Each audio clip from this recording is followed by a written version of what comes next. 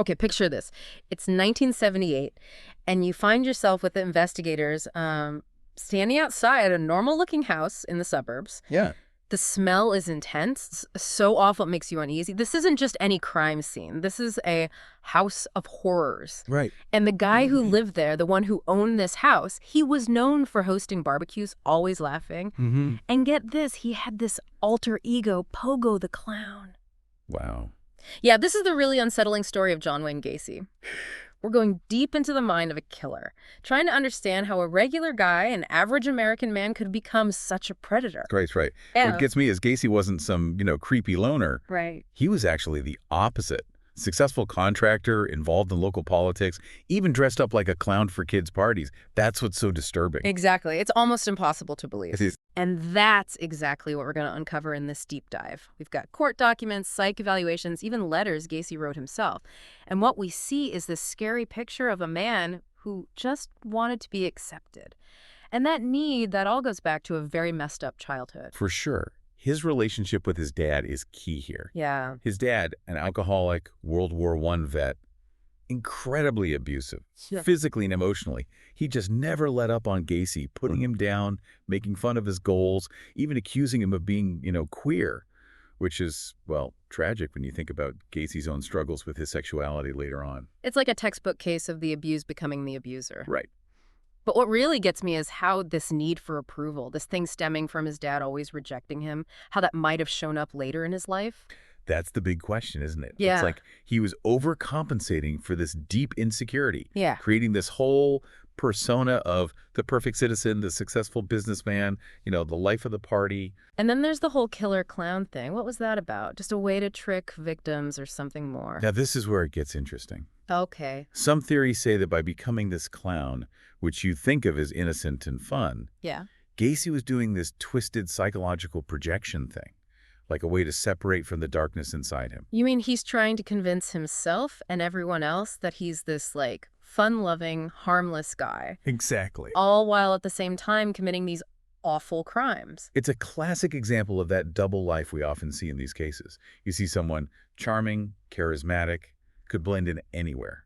But underneath, there's this, a storm of rage, insecurities, and this deep need for control. And that need to control, to have power over others, it's like a common thread in Gacy's crimes. We're talking about murders he planned out, often with torture, tying people up. It's just awful. Yeah, it really gets you is how systematic he was about it.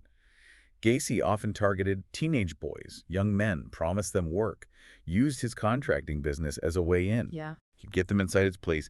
Then often he'd give them alcohol or drugs, sometimes even pretend to be a cop to get them to trust him. It's like he was acting out some messed up fantasy, using his power to manipulate these young guys, control them. And the fact that he kept, souvenirs, things he took from his victims, that makes it even creepier. Oh, absolutely. Those trophies, that's they're called in forensic psychology, they were like physical reminders of his crimes, of him having power over his victims. It's something you often see in serial killers. They get this feeling of power, of control from keeping these gruesome souvenirs. It's unbelievable. Let's talk about the actual murders. It's tough, but we can't avoid it.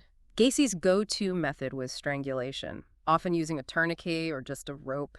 Right. He'd torture his victims for hours, sometimes even days, before finally, And that's where those trenches he dug in his crawl space come in. Gacy's twisted thinking led him to bury his victims close by, almost like he was making his own, graveyard.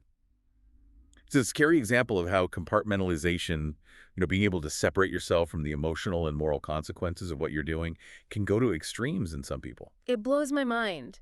And what's even crazier is that Gacy got away with it for so long. We're talking about 33 murders over 6 years. How is that even possible? Part of it was the time. Back in the 70s, young people, especially those on the fringes, they disappeared more often without people making a fuss.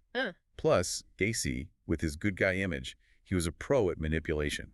He knew how to find weaknesses, how to keep his victims quiet, and how to blend right back into his everyday life. It's truly terrifying. Makes you wonder how many other Gacys are out there, hiding in plain sight. Yeah, that's the unsettling part, isn't it? We always focus on the obviously evil people, but the truth is, evil often hides beneath the surface. It looks like normalcy, charm, the nice neighbor next door. And for Gacy, that facade crumbled when Robert Piest vanished. Unlike some of the others, Peast came from a good family, and they knew something was wrong right away. They knew he'd gone to meet Gacy for a job interview and never came back. Right. And that's when the police finally started putting the pieces together, and the real horror of what Gacy had done started to come out. The piece case was like the crack in Gacy's mask, the missing piece that brought him down.